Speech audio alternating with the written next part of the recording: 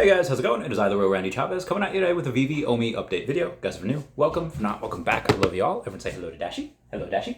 Commenting, liking, and subscribing is a free way to help support the channel. Non-free ways are Patreon and smashing that super thanks button down below. And Raythax.dth domain name and become a member. You get perks. So I'll start off with OMI and then I'll get into what the title is most likely referring to.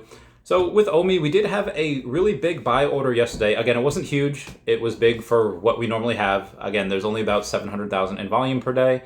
But yesterday we happened to go and we happened to get a nice 24,000 buy order at one time. Pumped us like 8%, which should be nothing. Like that should not have happened. $24,000 is nothing. And if that causes us to pump 8% up to 00063, what happens when we have something 1,000x that? What happens when we have $2.4 million buy order at once? Well, that did happen once, and it was with somebody was selling like $1 billion or so OMI, or like 2 billion OMI, whatever it was. It got bought up in one fell swoop, price pumped 30%. And that was with a 2 billion OMI sell order. You know, what happens if you have a $2 million buy order and there's nobody has that, and suddenly, you know, they're in a squeeze because nobody wants to sell at these levels? I feel like that could happen fairly quickly. Now again, because it's extremely hard to go and buy OMI at this time. I'm even working with a whale that he is slowly but surely buying a little. I think he has like 3 million OMI right now. Like he just bought a little bit. He just bought a Luke Skywalker the other day too. And again, I'll get more into that also. But this could happen really at any time. Like, could we go down to 0004? Absolutely. But everyone and their sister, including 3 whales of mine, or whales that I know that are going to buy at that level if it gets there. So I have no issue buying here. The only issue with me buying that is because I went so heavy in Frank Kozik recently, and then the Marvel Mighties. Hopefully next week. They really delayed this. They're probably going to do that after the Gauntlet set, so I'll probably get them next week. But I might not be able to buy OMI for another week or so because, you know, again, I am going pretty hard with that. And that being said, I am putting $500 into this new meme coin. And why? Why would I do this? Why not OMI? Well, again, I love OMI. I am very over-leveraged in OMI, but we have the Slum Doge Millionaire, or at Pro the Doge on Twitter, has got 250,000 followers, and he is the one that became a millionaire with Dogecoin. Now he does a bunch of other stuff as well for money, but he posted a thread, says, how do we find the next Pepe? Here's the plan. He said he's thought about this the past couple of days, and it boils down to 4 categories. The power of the meme. Part of what made Pepe so successful is how iconic the original meme was. Next Pepe needs to be just as iconic, if not more. Needs to spark joy, be funny, and have a personality of its own which is embodied by its own community. Also needs to be a household name and easily recognizable by all. Needs to have its own identity, stand out from all the other memes on the internet, and not be a derivative. So the power of the people is the next one. Everyone who missed out on Pepe would need to get behind this coin. There are hundreds of meme coins, probably thousands to be honest, in existence with market caps ranging from the $1 million to $80 million range. Now, what if we all agreed on buying the same coin instead of spreading it out thin? The same way Wall Street bets agreed on and rallied behind GameStop and made millions, we can do that with a meme coin without worries of hedge funds shutting down via Robinhood. We have the power to create the next $1 billion market cap meme coin. It can all be organized. He goes on to say the power of the team. Pepe has a solid team behind it, includes a community engagement marketing, branding, and all of the basic fundamentals of the coin are strong. Leadership roles and alignment with the team is also very important. You have constant spaces and AMAs to build trust and confidence, and also the power to hodl. Some Doge millionaire recognizes that he fumbled with Doge profits because he had no exit strategy. We need to take profits, but do so wisely so we can respect the chart and not dump on people. We need milestones where we agree to take profits, but it's only marginal so as not to affect the price too much. He says you need a sub-$1 million market cap. He says the first milestone is a $100 million market cap. We take out our initial investment. And the second milestone is a $500 million market cap. You take out another 10%. And the third milestone at $1 billion market cap, you take out 20%. The Slumdog Millionaire says, I would vow to follow all principles, showing initial investment and make my wallet public for all to see. The last thoughts, he says, I'm known as the biggest diamond hander in crypto. He hasn't seen my OMI. Anyway, says, even to a fault, I lost millions and held Doge all the way down because I believed in the community. I didn't want to let my people and followers down. Same way why I haven't sold OMI. Says, I would do the same for this coin and its community. Who's with me? If you agree with everything, and I said, please share this thread with your friends to share it as well, follow me, and let's reach as many people as possible.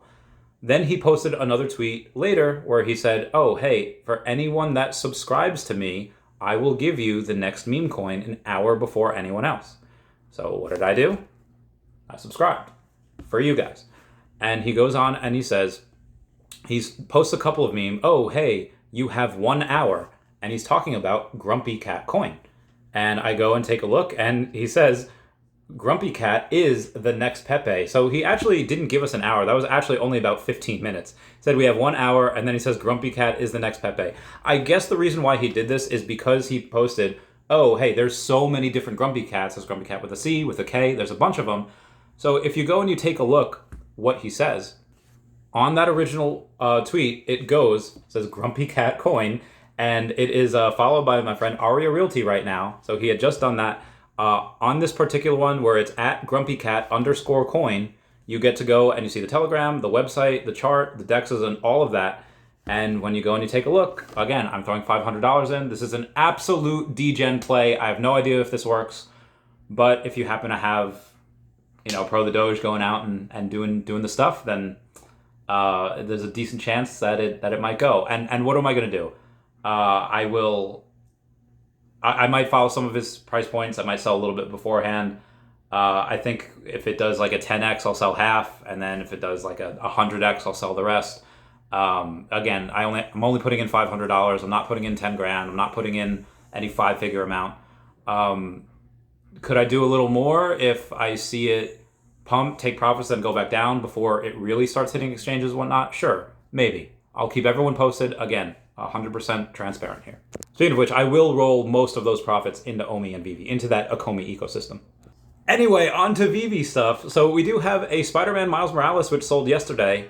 That sold for 5 figures. The floor price, I think, at the time was $11,888. I'll go and check right now for y'all just to be sure. Actually, it's at $12,500 right now.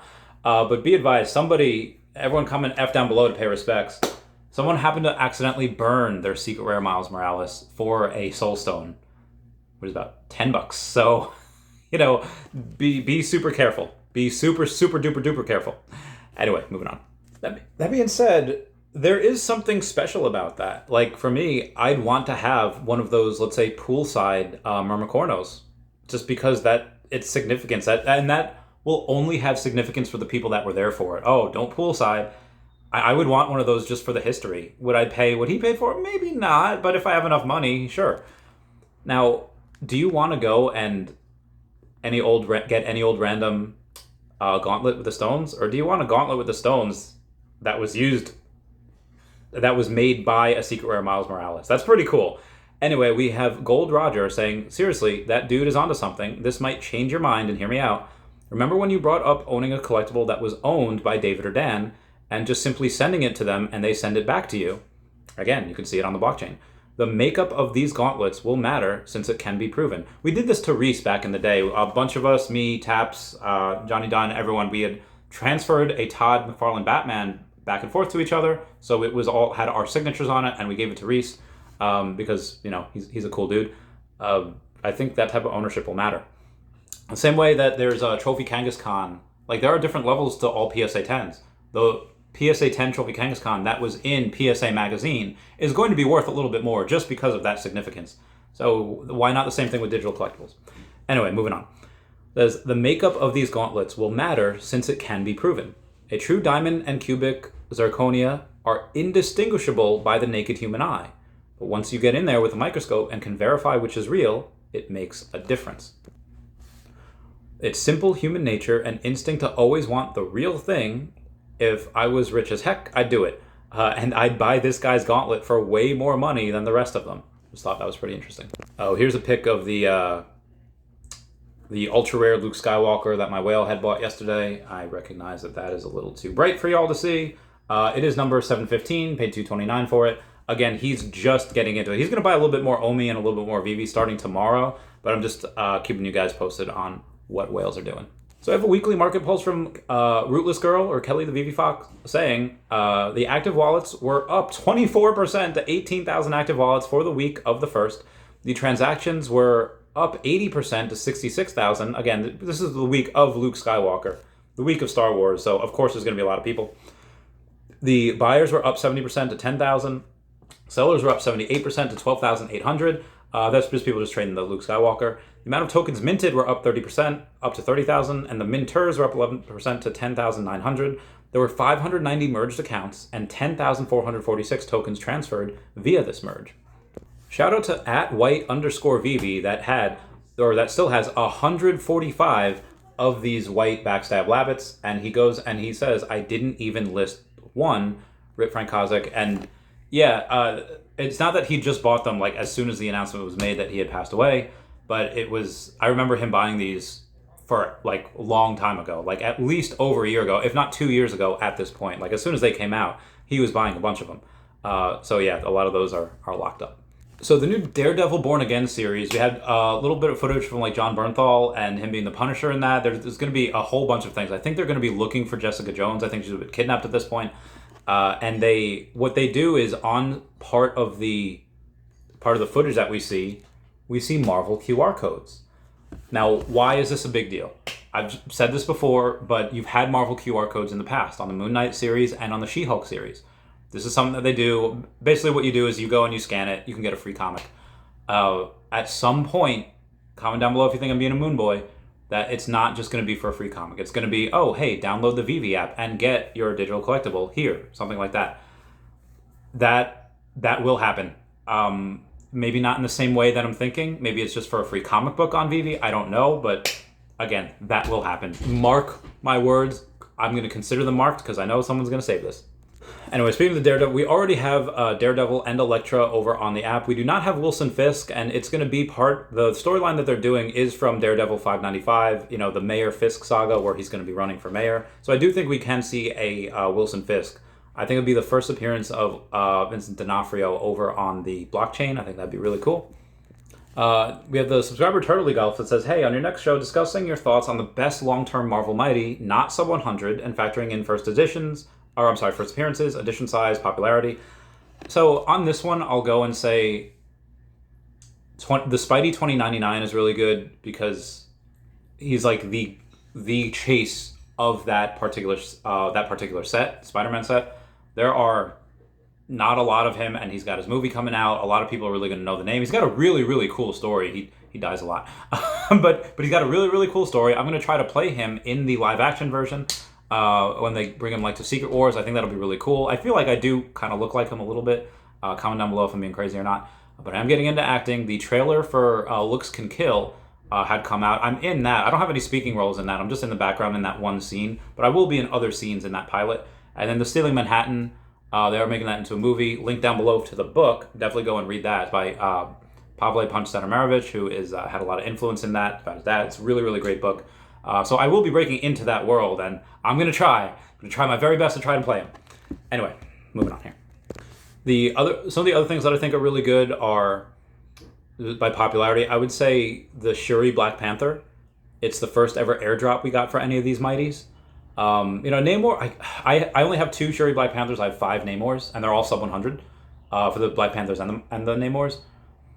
I think Shuri's much better than the Namor. Namor is like, in the comics, he's badass. In the comics, he kills people. He straight up unalives like the Avengers dozens of times. Like that's just the cabal that Thanos has, and that's how they go and they get their sick jollies by unaliving the Avengers. Anyway, in the movie he's he's okay. I don't know how good I think he'll do, but I think the Shuri Black Panther will do really well.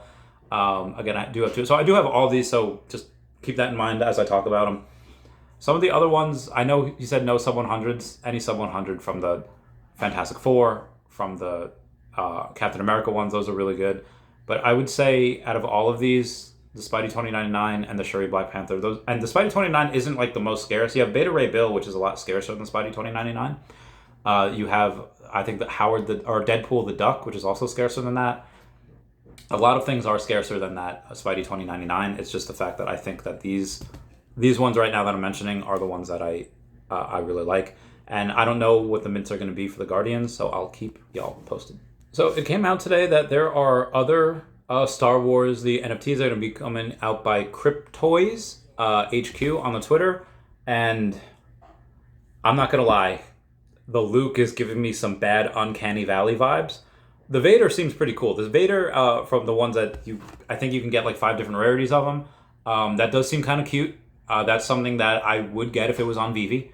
The fact that there's no secondary marketplace and there's no timeline for that, it's like, okay, well, I have to basically give you my funds to lock up for probably a year, maybe more, give or take. It's just not something that I would do right now. Again, the artwork does seem cool. If you don't mind going and buying some of these things now, especially while they're not really popular, nobody knows who they are, and the platform is rough. It's probably only going to get better as long as they make it through the bear market. As long as they're making it through this, and they can survive. That can you could probably make some money on that in the future. In the meantime, like I said, it's something if you want to just divest and go out. Again, I'm not sponsored by them at all. They had asked me about it. We never came to an agreement. But again, it is my job to just kind of report on all these things. I think Vivi's safe though. Like a lot of people say, oh, Vivi's got competition coming, and I wish Cryptoys, as long as they are good people, wish them the very best. I wish every single other platform in the space the very best, as long as they're good people, just because that's going to help grow the hobby. I don't care if you have a platform that maybe does have competition for Vivi. If it's going to grow the hobby, I would much rather have Vivi only have 10% market share of 100 million people as opposed to a 60% market share of like 100,000 people. I know it's a less percentage, but it's a much bigger pie at that point. So again, I'm just throwing that out there. Moving on. But yeah, like that face is like nightmare fuel. I don't know. Again, the Vader looks good, but look at this photo that Dr. Prophet posted. It's fucking wild. There's a partner statue today that was going for $2,100, and then it sold like 5 minutes later. People buy undervalued things. Anyway, Ed Feely goes and posts, to enter a very exclusive Star Wars party, you need a gold and silver logo. So there's going to be a spreadsheet coming out at some point where everyone's going to post what they're doing for the gold and silver logo utility, if you have one. And then obviously you already have the main utility from the Vivi founders as well. Oh, we got an awesome announcement today. So the future of law enforcement from OCP, the Enforcement Droid Series 209, or ED 209, is a heavily armed police robot and nemesis of RoboCop. That does drop on Sunday. It will be animated, so that's going to be really cool. I really can't wait for that. Anyway, that's it for me. Please comment, like, and subscribe. Comments are good for the YouTube algorithm. Everyone say bye-bye to Dashi. Bye-bye, Dashi. I love you guys. Bye. Meow, meow, meow. Look at the Vivi. Look at the Vivi.